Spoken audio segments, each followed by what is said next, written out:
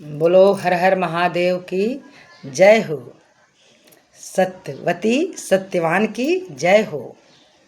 आज आप सबको हम बहुत सुंदर ही कथा सुनाने जा रही हूँ। औरत की पतिव्रता की कहानी। वह पतिव्रता में एक सती अनुसुईया माता जी थी, जो कि ब्रह्मा विष्णु महेश को पालना में झुलाई थी।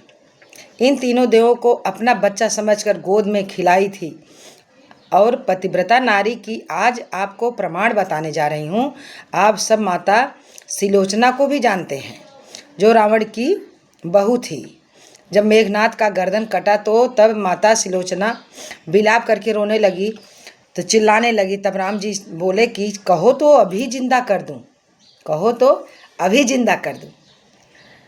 तो तब माता सिलोचना कहती है, महाराज आप तो अभी इनको जिंदा कर सकते हो, पर जो हुआ है वो न इनके कर्मों का फल है।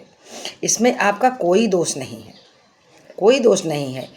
गंदे कर्मों से आज तक कोई बचा नहीं है, कोई बचा नहीं है, नहीं बचा। जैसा हमारे स्वामी ने कर्म किए थे वैसा फल आपने दिया है। और आप लोग उर्मिला का भी चरित्र जानते हो।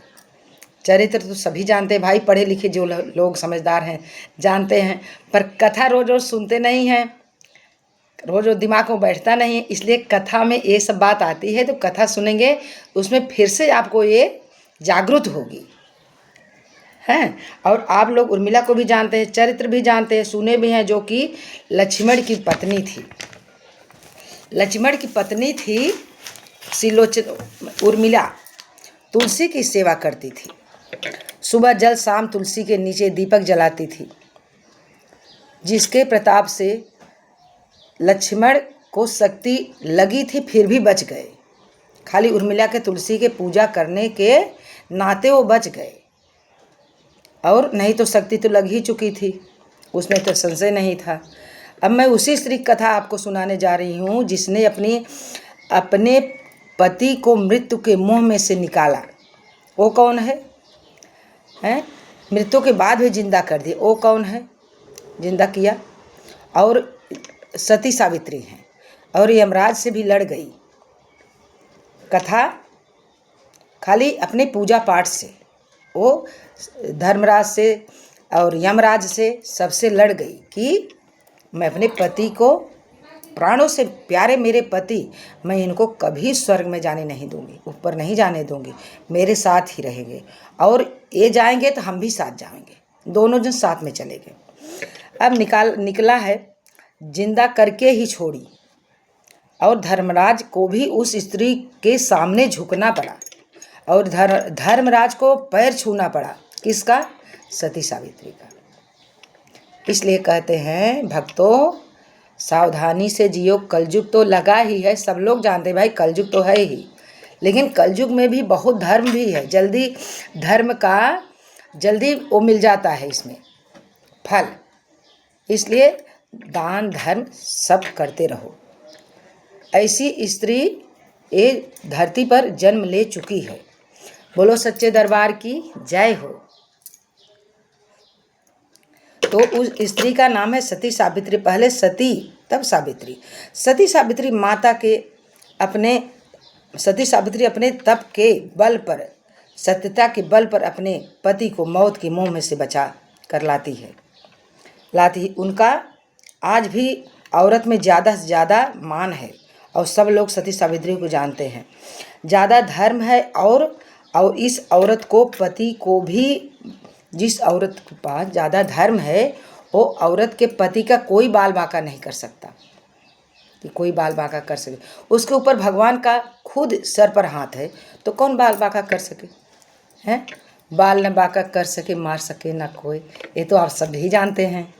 तो वो धर्मी मनुष्य भक्ति से जो लीन है, उनके ऊपर भी भगवान का हाथ है भैया। हमेशा भक्ति किया करो। भगवान से तो, भक्त से तो भगवान हार जाते हैं। हार जाते हैं कि नहीं? हारते हैं ना, हारते हैं। तो इस कथा में हमें यही सूचित हो रहा है कि भक्ति के में लीन सती सावित्री से भगवान हार गए हैं। बोलो सच्चे दरबार की जय हो। हर हर महादेव की जय हो। बोलो हनुमंत लाल की जय हो। तो सती अनसुईया ने सती अनसुईया तीनों देव हार जाते हैं।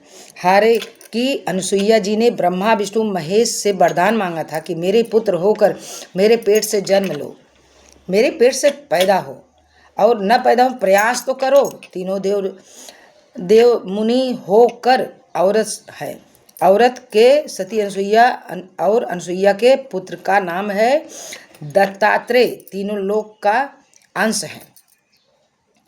और ब्रह्मा विष्णु महेश ये तीनों सती अनसुईया के पेट से पैदा हुए। शरीर एक है और रूप तीन है लेकर पैदा हुए हैं। अब उस नारी की कथा सुनाने जा रही हूँ, पतिव्रता नारी सती और सावित्री। देखो इस कथा में क्या है, कितना दम है। भगवान भी नारी के भक्ति से हार गए, अब हार मानने जा भी रहे हैं। यमराज और धर्मराज दोनों हार मान जाएंगे, लेकिन कथा को थोड़ा ध्यान लगाकर सुनना, तभी समझ में आएगा। पतिव्रता नारी सती का श्रृंगार अचल है। नारी के सतीत्व से यह संसार टिका है। नारी अगर नहीं रहेगी तो नर कहाँ से आएंगे, होंगे कहाँ से नर नहीं रहेंगी तो पूरी सृष्टि रद्द हो जाएगी। धरती पर जितनी सिर्जना यह सब नारियों के बल पर है। एक नारी के कर्म से, पुरुष के धर्म से ही संसार में बाल बच्चे की सृष्टि चल रही है। बोलो सच्चे दरबार की जय हो। तो इसीलिए मैं कह रही हूँ कि भाई भक्ति पर ध्यान दो, हैं। तो कथा शुरू होने जा रहा है माता सती पार्वती की। सती सावित्री के माता पिता जब सावित्री शादी की ओर हो गई तो बर ढुड़ाई करने के लिए चले, तो इतना दूर देश गए, कहीं भी शादी तय नहीं हुई। कहीं भी उनको पढ़ा लिखा लड़का बर मिला ही नहीं मिल रहा था। घर मिले तो बर नहीं, बर मिले तो घर नहीं। क्या कर सकते हैं भाई, किसी की लड़की हो, आज कलयुग में भी किसी की लड़की है भाई, जल्दी नहीं मिल रहा है तो उसके लिए क्या करेंगे। भगवान को मनाओ, जिसके साथ योग होगा उसी के साथ होगा। योग होता है, कन्या के बल का, भाभी का सब योग होता है कि तभी बर मिलता है। अब योग नहीं बैठता है तब तक बर नहीं मिलता है। तो बर नहीं मिल रहा था घर में, तो घर मिले तो बर नहीं, बर मिले तो घर नहीं, ऐसे बहुत परेशान थे। 10-12 साल बीत गए सती सावित्री के पिता को बर ढूंढाई करने में। तो कही जाती शादी तय ही नहीं हो रही है। तो उसने पिता की परेशानी देखकर सती सावित्री बड़ी चिंता में पड़ गई। कहती है भगवान, मेरे पिता के और मेरे नसीब में क्या लिखा है कि हमको बर ही नहीं मिल रहा है मेरे पिताजी को, मेरे लायक, मेरे योग। एकदम ऊब गई थी। तो एक दिन की बात है, सती सावित्री को गुस्सा लगा तो क्या कि एक लोटा जल भर ली और भर के सीधा मंदिर, शंकर भगवान के मंदिर में चली गई। लोटा जल भर लेकर मंदिर गई, शंकर भगवान को जल चढ़ाई। उस दिन क्या दिन था, शिवरात्रि का। शिवरात्रि का दिन बहुत अच्छा होता है कुंवारी कन्याओं के लिए। तो गई लेकर जल चढ़ाने के लिए और साथ बेलपत्र थोड़ा ले गई, थोड़ा बेलपत्र ले गई। बेलपत्र में राम राम लिख कर शिवलिंग पर चढ़ा दिया। अब देखो, बेलपत्र चढ़ाने से शिवरात्रि के दिन तुरंत उसकी शादी का जोग बनने लगा। पर अब कलयुग में कितना भी कर डालो, जो लिखा के आए हो ना वो भी लिखा के आई थी, ऐसी बात नहीं है।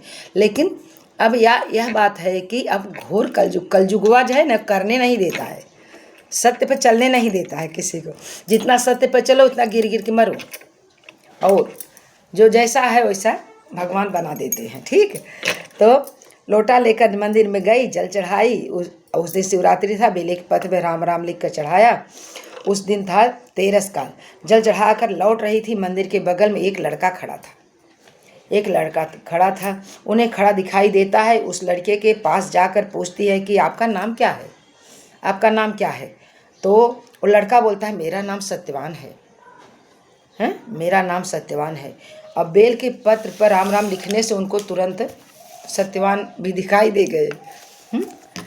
एक इतना उस दिन जल चढ़ाने का इतना बड़ा महत्व है, तेरस के दिन महत्व है, वर्णन नहीं कर सकते। ये पूजा कलयुग में भी है, पर कलयुग में क्या है ना, कोई समझता नहीं है।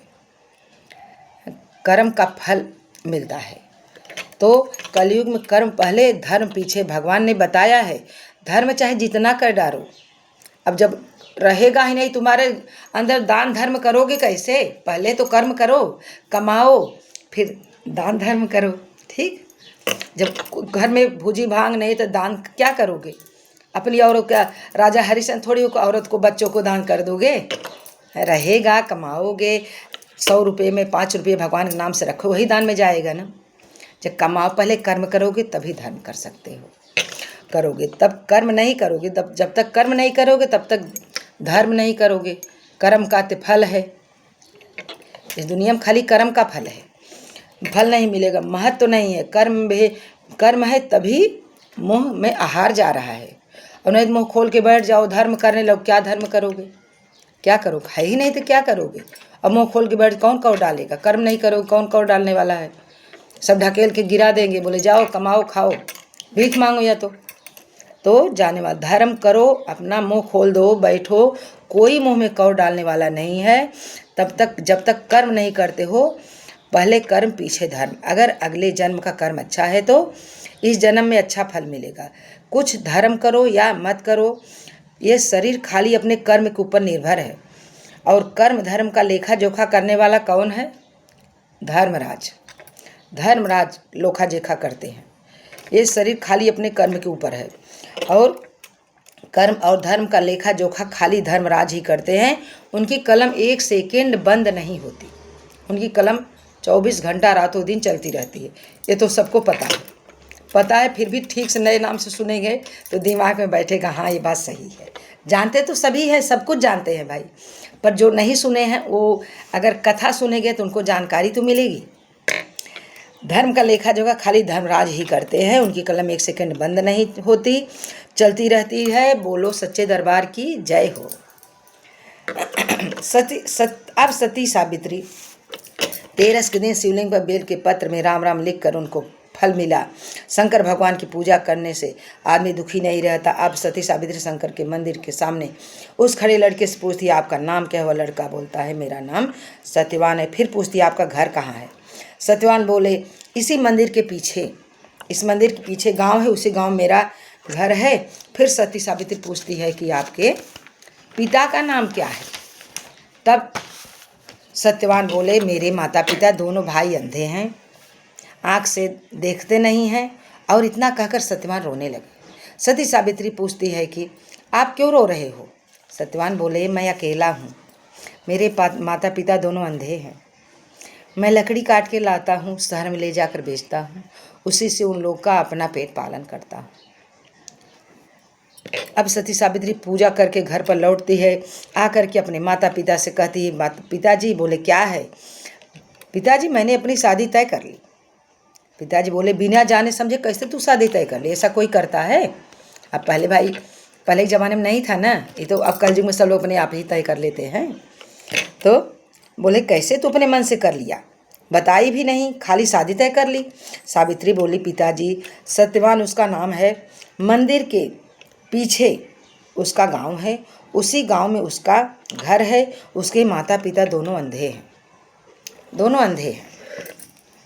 यह सुनकर सावित्री का बात सुनकर उनके पिताजी 4-5 नाऊ ब्राह्मण को लेकर उस लड़के के घर जाते हैं। दरवाजे पहुँचते हैं, पहुँचकर देखते हैं दोनों माता पिता अंधे उसके दुआरी पर बैठे हैं दुआरी के सामने। तब तक सत्यवान भी आते हैं, लकड़ी काट कर लाते हैं, दरवाजे पर जोर से पटक देते हैं।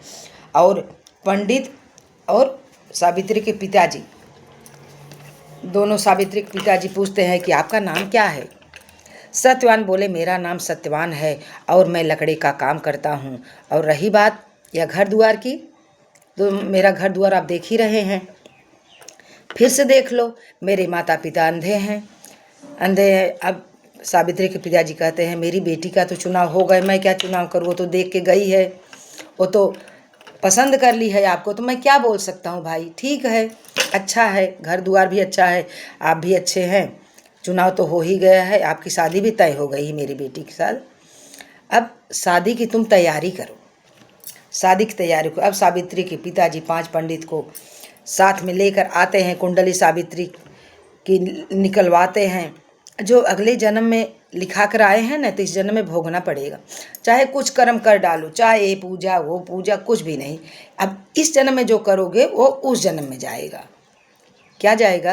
अब इस जन्म कर्म धर्म उस जन्म में जाएगा। जो उस जन्म करके आए, इस जन्म भोग रहे हो, चाहे जो भी भोग रहा है। अब धरती पर तो सब भोग ही रहेंगे, धरती माता तो इसी से परेशान है। पर कर्म जो लिखा के आए हो, कर्म भी भगवान ही लिखते हैं। क्या आदमी अपने मन से थोड़ी लिखते हैं? मनुष्य लोग भगवान से लिखा लाई, वह तो इस जन्म ही भोगना पड़ेगा। कहा वो इतने अच्छे घर की सावित्री, और कहाँ वो लकड़हारा, सत्यवान लकड़हारा, उससे शादी तय हो जाती है। अब ब्राह्मण लोग पतरा देखने 5 पतरा 5 पंडित लेकर बैठ जाते हैं। अब पतरा में लिखा रहता है कि सती सावित्री की शादी तो हो जाएगी। 10-15 साल ढूंढने पर शादी मिली, 15 साल के बाद शादी हुई, ढूंढने के बाद शादी हुई। इसके बाद 1 ही साल में सत्यवान खत्म भी हो जाएंगे। अब किस में बता रहे हैं? कुंडली में। पंडित लोग बोले, भाई घबरा गए, बोले भैया देखो शादी करना कर दो, लेकिन सती सावित्री 1 ही बरस में विधवा बन जाएगी। उनके पिताजी बोले, क्या बोल रहे हो? पतरा उन लोगों ने बंद कर दिया। बोले, क्यों बंद कर दे रहे हो? बताओ, पूरी बात तो बताओ। बोले, भैया सती सावित्री का पति का, सत्यवान का 1 ही साल का खाली उम्र है, बस आयु। इसके बाद वो खत्म हो जाएंगे और सावित्री का सुहाग उजड़ जाएगा। बोले कि कहीं दूसरी शादी, कहीं दूसरा लड़का ढूंढ ढूंढ के कर दो। क्या है सत्यवान, ऐसा करना है? जब ये खत्म हो जाएंगे तो लड़की कैसे उम्र बीतेगी? वो बोले, सावित्री के पिताजी बोलने लगे, भैया जब ये पसंद की है, मान भी नहीं, जिद्दी भी है। उसे बोले कि बेटा तुम इसे सत्यवान से शादी मत करो, चलो मैं तुम्हारी शादी करवा दूँ, दूसरी जगह दूसरा लड़का ढूंढ के करवा दूँ। सती सावित्री बोलती है, नहीं पिताजी, हम शादी बड़ी जिद्द करती हैं। बोलते हैं हमको शादी करेंगे तो सत्यवान से ही करेंगे, दूसरे शादी नहीं करेंगे। जिद्द करके बैठ, उनके आगे पिता का चलता ही नहीं है। बोलो सच्चे दरबार की जय हो।